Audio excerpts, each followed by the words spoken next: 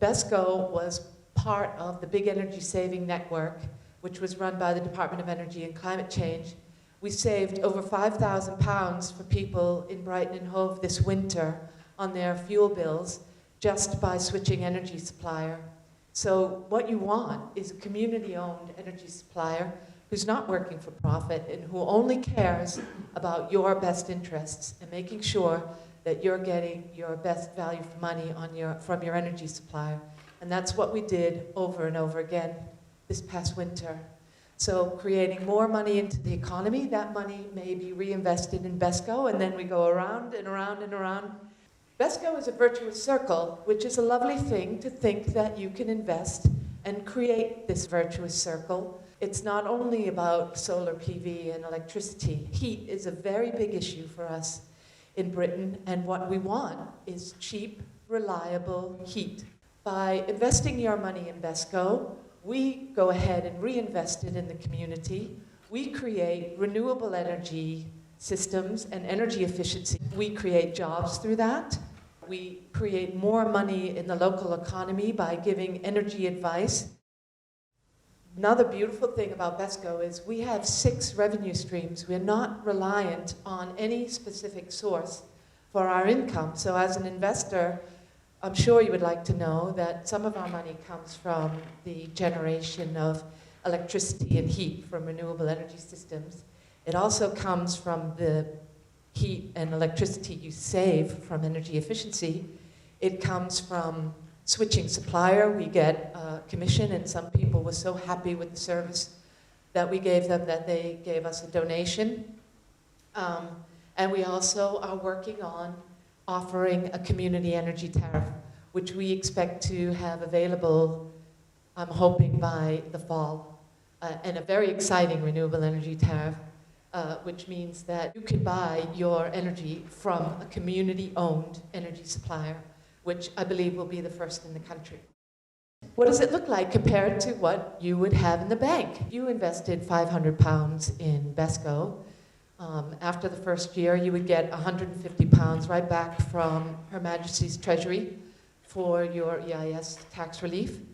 And then year on year, you're earning 5%, which is significantly more than what you'll earn in your bank account. That means it's 13% higher by year 5.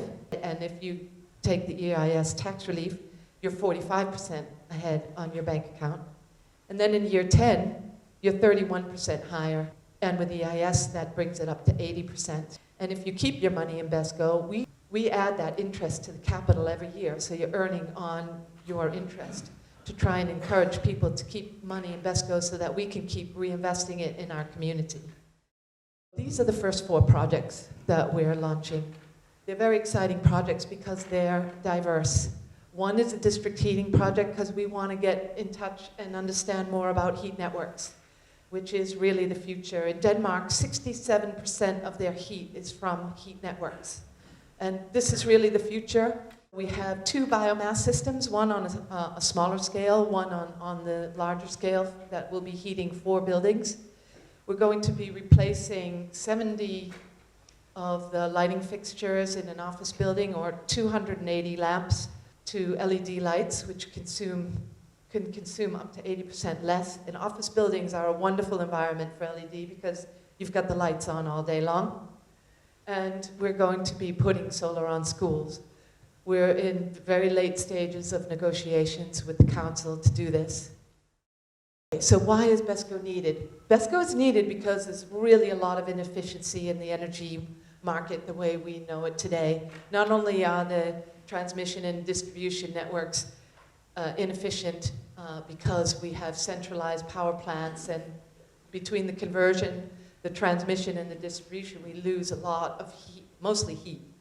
But also because these large corporations don't really operate very efficiently. And the biggest thing is that 9% profit margin, that the difference between them and us is that that profit margin goes right back and is invested into the community. We don't own our own energy supply. We own 37% of our own energy supply in this country. The rest is owned by other European countries.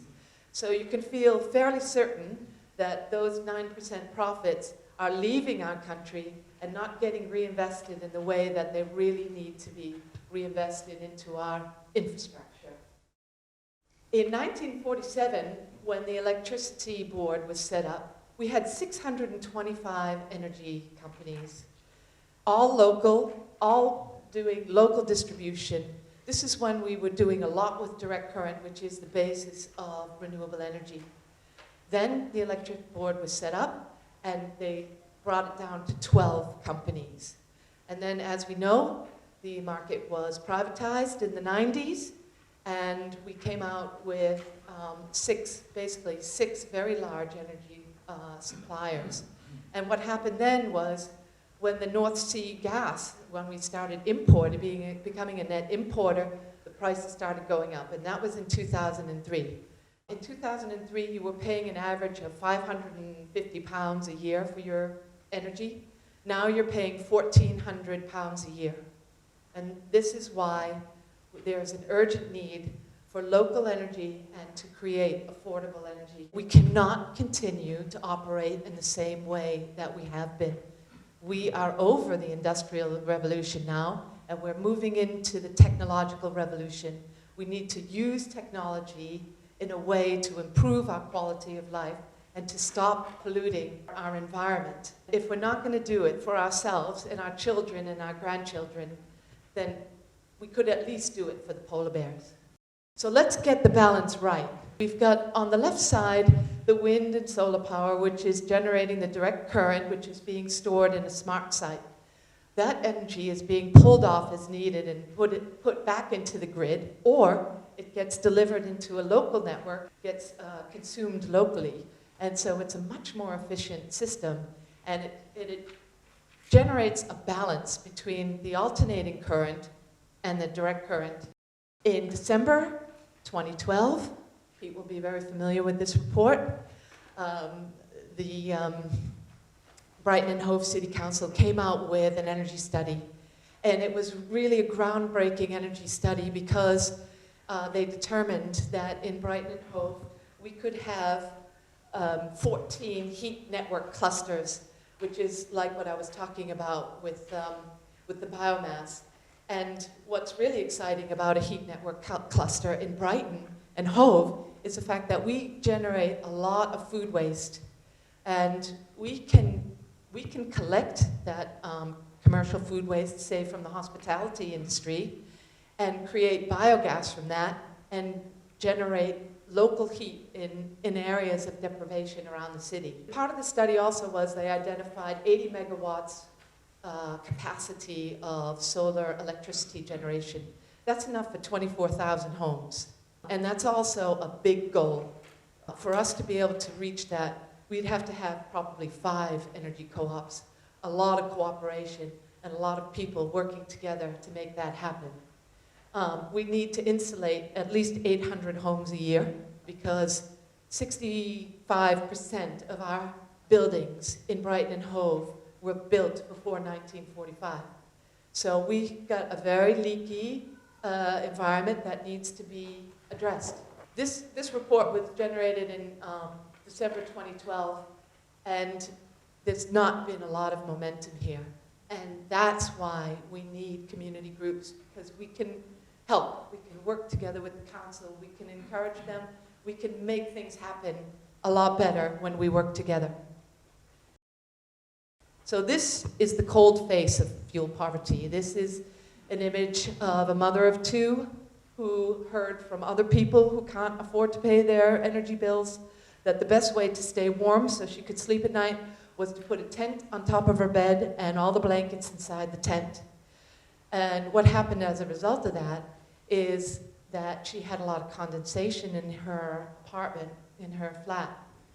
And that condensation caused mold on the walls. Pretty soon she's developing a respiratory illness. Then she's going to the NHS. The NHS spends £1.6 billion resolving health issues that are related to cold and people being cold and not being able to afford to turn on the heat. And we see that because we do a lot of work in food banks and we go do energy advice desks around the city. So we meet a lot of people who are really suffering in fuel poverty, and we were able to help quite a few people save money by switching supplier, because I don't know if you're aware of this, but prepayment meters, people who are on prepayment meters, very often end up paying the most for their electricity and gas. We have 15% fuel poverty in Brighton. These dark red areas are the areas of deprivation in our city. And some of the areas might be quite surprising to you, that those people are struggling with paying their fuel bill if they can have any fuel on at all. Because the situation is if you're on a prepayment meter and you don't have the money to top that up, then you're not going to have any heat. And I met plenty of people who spent a lot of time in the dark as well. How are we going to change that? We're going to change it by doing a lot like what they're doing in Germany. This is an example of a housing association in Germany where they installed solar on the roofs with electric radiators, and so they're delivering heat from nature for free to their residents. What could be more beautiful than that? We also have examples in the US, which I was really surprised to see, but community groups are coming up in the US a lot, and maybe that's a result of their experience with fracking. I know in California, they have a very serious drought. This is a great example. This is in Yorkshire, and the lighter panels on the top are solar thermal, and the darker ones are solar electricity. And this is a housing association, and so they've been able to create this possibility where their tenants can live very cheaply in affordable housing. And this is where we want to go. Here's an image of real technology. This is an element called perovskite, and you put it into the glass, and it generates electricity. And this is a building in Manchester that uses that perovskite glass to generate about 25% of the electricity that's used by that building. And this technology I find very exciting, and I'd love to see it on some of our more iconic buildings here in Brighton and Hove. Imagine we would do a facade like that on our Community Works building, because they have electric heaters in that building. It's a charitable group. All of the businesses in there are not-for-profits doing a lot of work in our community, and how wonderful to be able to lower their energy costs so they can deliver more value into our community. We're going to put solar on the roof, and we're going to look at what we could do with that facade. You might be happy to know it because it's a bit of an eyesore. Ethics partnered with us, and we were really excited about that because they're aligned with us and their values and what they're doing to support businesses like ours. And we're a co-op, so one member, one vote, and all of those lovely things that come with co-ops. But we're a business too, and we're going to make this a very successful business. And this is your opportunity to be a part of it and to use your money to do good. I very much applaud the investments that you'll be making to tackle fuel poverty in our communities, which there is a considerable problem. We have extremely leaky buildings going back a number of years, a lot of Victorian properties, which do add to fuel poverty. And also increasing our local energy security, because as the world becomes a more challenging place, local energy security is incredibly important to us. Developing community energy projects will help unlock our potential here just within the city to help meet our needs ourselves. So that is going to be fantastic work. And altogether, of course, you will be helping to make our contribution towards tackling climate change. So there's massive change going on, and there's a real opportunity for communities at this moment. And I think local is where it's at. We can wait for the politicians to come up with big treaties, but quite frankly, they're so lobbied, the chances of them actually getting there fast enough, in my opinion, is pretty slim. And actually, we're all complicit in the system that is running at the moment. We're all using fossil fuels. Actually, we don't need to be. The technology's there. We have the money collectively. As already mentioned, if your money's sat in the bank doing 0.5%, and you can put it into BHESCo and make 5 or 7 or whatever you're offering, then it's a no-brainer, really. You know, local is so important. Not just you've got local investment, you've got local green energy, you've got new companies like BHESCo. Very important. Companies for hope, as I see them. And you know, creating an engine. The way I see these things is the renewable generation, whatever it is, the technology, the energy services that they're providing, is like creating an engine for well-being in your community to address the things that we don't want. So I think this project's absolutely fabulous. And I've known Kayla for quite a few years, and she's seen me through sort of BHESCo launches and that sort of stuff, and I'm really, really proud to be here witnessing her launch. And so I'd encourage you all, you know, to support her wholeheartedly, and the team. It's that there's a mix of technologies in this portfolio. They're addressing heat, they're addressing fuel poverty, and they're addressing electricity generation, which is, you know, it's a complete picture basically, and that's where it's going. So, you know, congratulations, and I hope that folks here become your emissaries and go out and spread the word.